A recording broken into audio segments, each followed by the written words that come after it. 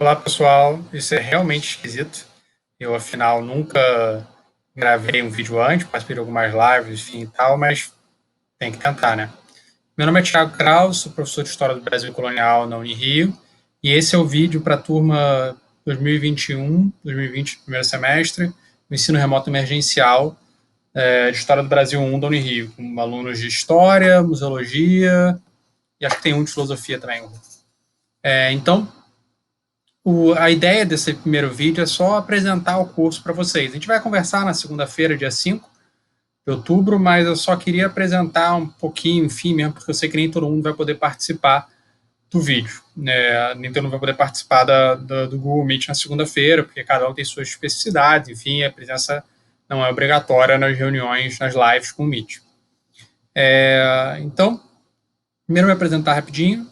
Eu fiz graduação e mestrado na UF, fiz doutorado na FRJ, né? Eu estudo a Bahia colonial, século XVII, agora avançando para o século XVIII, né? Tenho interesse um tanto diversificados, acho que um pouco assim, mas minha dissertação e a tese foram sobre elites, a formação da elite colonial, suas relações com a coroa portuguesa. E agora eu estou com um projeto de pesquisa pesquisando a história global de Salvador, como a gente tem que pensar Salvador um pouco fora do Império, numa tentativa de ultrapassar um pouco o nacionalismo metodológico, da ideia de a gente pensar como se o período colonial fosse dar no Brasil, ou como se só fosse possível pensar a colônia dentro do Império, mas a ideia é mostrar que existem conexões, enfim, muito variadas. A gente vai discutir um pouco isso mais para frente, nas aulas de economia e tal, enfim. Então, enfim, eu tenho 3 livrinhos publicados, um que é sessão do mestrado, né, sobre a guerra contra os neerlandeses e como os vassalos moradores do Brasil pediram mercês, um livrinho de síntese com o meu orientador e com o João Fragoso, meu doutorado, e um professor da Rural, que é o Roberto Guedes, e um livro com uma colega portuguesa, Joana Fraga, que é um livro para o grande público em Portugal sobre uma história global de 1840, a restauração portuguesa, quando se rompe a União Ibérica, né? Tentando pensar isso também fora de Portugal. E claro que esses meus interesses vão influenciar no curso, mas vou tentar que isso não fique muito, né? Que assim, que a gente tenha uma visão um pouco mais ampla, né? Eu dei aula durante 2 anos e pouco no ensino básico, né? Atuei como monitor alguns anos antes, dei aula 2 anos e pouco no ensino médio, e sou professor universitário há 10 anos, né?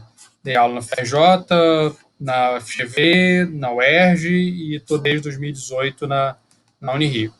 Acho que é só, acho que é só isso para vocês terem uma ideia mínima de quem eu sou, né? Então, era um pouco isso que eu queria apresentar para vocês. Eu também quero conhecer vocês um pouco melhor, por isso eu criei um formulário e mandei para vocês, e espero também conversar um pouco com vocês na segunda-feira, no dia 5, na reunião no Google Meet.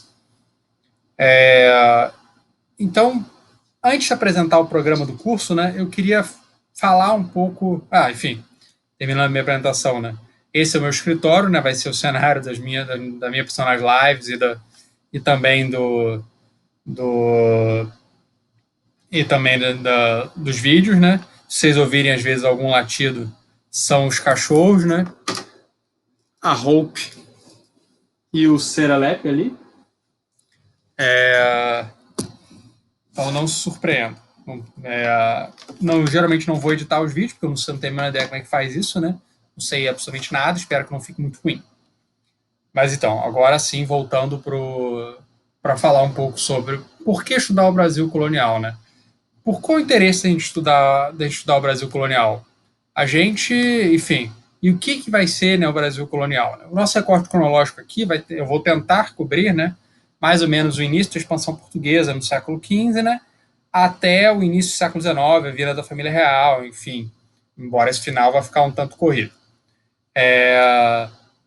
Então a gente vai tentar nesse curso, né, cobrir esse longo período, né, da história brasileira, que a Unirio a gente tem 4 Brasis, né, e disparado que cobre um período maior, por muitas vezes, maior que todos os três Brasis, é o Brasil colonial. Eu até gostaria de dividir um pouco diferente, talvez terminando o Brasil 1 em 1750 e começando o Brasil 2, vindo de 1750 até talvez 1870, uma coisa assim, mas enfim, não é o não é como é dividido o curso.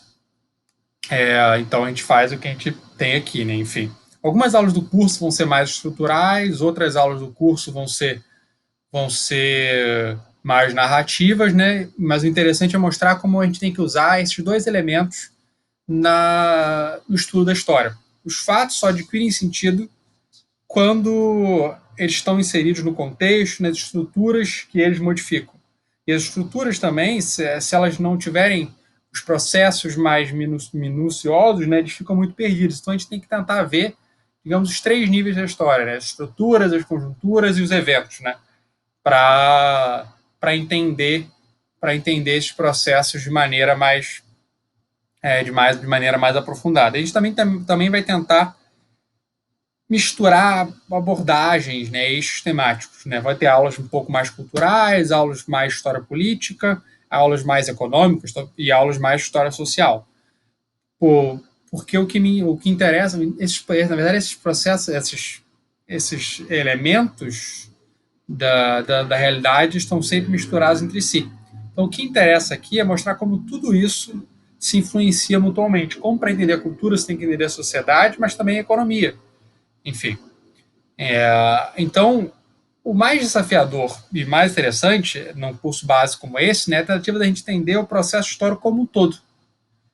Então, por isso que eu gosto muito de dar matérias no básico, né? Eu entendo que talvez história colonial não seja, né, o maior interesse de vocês, né? Enfim, eu mesmo não gostava de história colonial mesmo na graduação, enfim. Certamente não no ensino médio. Eu comecei a gostar durante a graduação, por um acaso. A primeira bolsa de iniciação científica que me foi oferecida, no final do segundo período, era uma bolsa foi uma bolsa de iniciação científica em História Colonial, e eu acabei ficando em História Colonial porque dava muito trabalho mudar, né? Então foi um acaso, assim, que eu acabei saindo de ditadura e indo para colônia, enfim. Foi absolutamente algo não previsto, né? Enfim, eu lembro que quando eu dava aula no colégio, eu tive aluno que falava, né? No colégio eu dava aula, dei aula quase durante 2 anos e pouco no primeiro ano do ensino médio, e a matéria ia do final da Idade Média, né? Início de expansão marítima, crise do século XIV, enfim, até o final do século XIX. E eu lembro que os alunos, eu tive aluno que falou para mim, não gosto de colônia, porque o colônia é chato porque nada acontece. Então, espero que vocês não achem chato, né? Eu realmente acho interessante e acho que isso é importante. Então, vamos ver se eu consigo passar um pouco, apesar das dificuldades do ensino remoto emergencial, passar um pouco do meu prazer de estudar. Mas por que a gente gosta? Só meu gosto pessoal em si não é uma justificativa intelectual, né? Na verdade, eu também não tenho nenhum apreço especial, né? Eu não gosto das pessoas. Eu acho que é tudo, enfim, não ter, não, são as palavras que eu usaria para descrever as pessoas que eu estudo, né? Não são palavras adequadas para um vídeo, né? Que vai ser gravado como aula para o curso. Então, o meu interesse não é um interesse afetivo, né? É um interesse intelectual. Eu gosto intelectualmente de estudar esse período. Então, por quê? Né? Isso a gente tem que pensar, a gente tem que saber por que a gente está dando aula de alguma coisa. Porque senão, como é que a gente vai saber que essa alguma coisa é interessante? Então é isso um pouco que eu quero tentar passar para vocês e a gente vai discutir na nossa reunião. Porque se o professor não sabe por que ele está dando aula de alguma coisa, os alunos vão sentir isso e eles vão ficar desinteressados.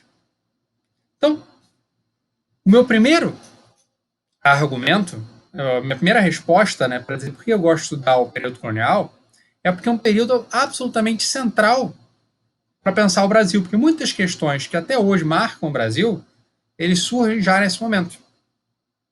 A desigualdade socioétnica, a escravidão, a estrutura econômica concentradora, a relação umbilical entre as oligarquias e o Estado, a miscigenação violenta mas também voluntária que existia. A gente vai discutir isso. A relação econômica com o exterior. Então, todos esses elementos vão ser usados, são centrais para entender o Brasil hoje, no século XXI. E é possível pensar em relações disso com o passado, com o período colonial. Não quer dizer, não, o Brasil é um agroexportador hoje porque ele era no período colonial. Não. Cada geração, os seres humanos fazem a história. Como Marx disse, né? Eles fazem a história com o peso de todas as gerações que lhes antecederam. Então, a história ajuda a entender o presente, mas ela não determina o presente, né? Não é estudando colônia que você vai, não é só por estudar colônia que você vai entender o presente, mas eu acho que ela vai te ajudar a entender o presente. Parece que faz muito tempo, afinal acabou há mais de 200 anos, mas esses elementos foram sendo reproduzidos, voluntariamente ou não, nos 2 séculos seguintes.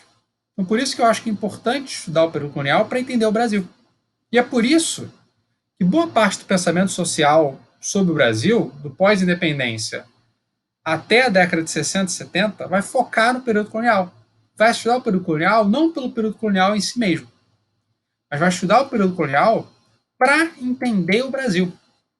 Então, se tem uma discussão muito intensa sobre qual o significado da experiência colonial para a formação do Brasil.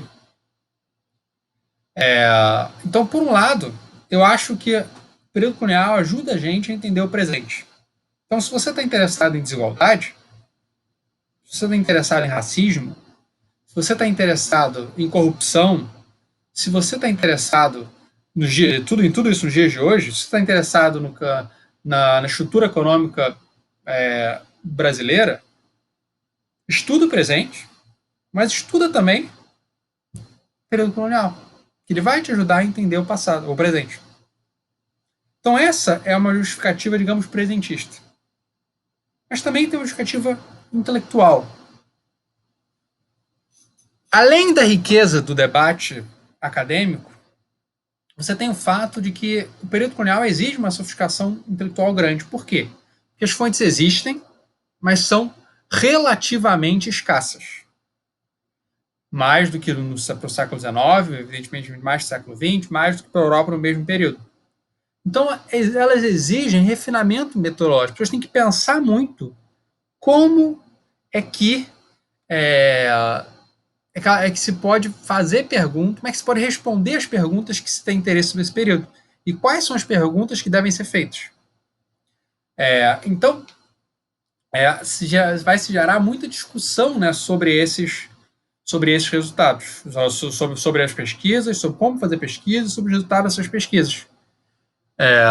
Como diz um amigo meu de antiga, né, onde isso é muito mais marcado, né, onde há poucas fontes, abundam teorias. E isso é fascinante, porque isso gera um debate intelectual muito rico para mim. Então, acho que aqui a ideia é apresentar essa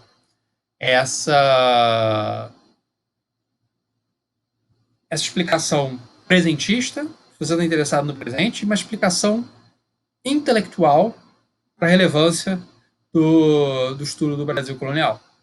Esse é o objetivo do estudo do curso. Espero ter convencido vocês e a gente vai ver isso bastante ao longo do curso. Obrigado, pessoal, quem assistiu esse vídeo. Próximo vou fechar agora curtinho, e o próximo vai ser o vídeo só do explicando especificamente o programa, como vai ser as avaliações, como são como estão divididas as aulas, como vai ser a metodologia, o mecanismo do curso e por aí vai. Tá ok, pessoal? Obrigado.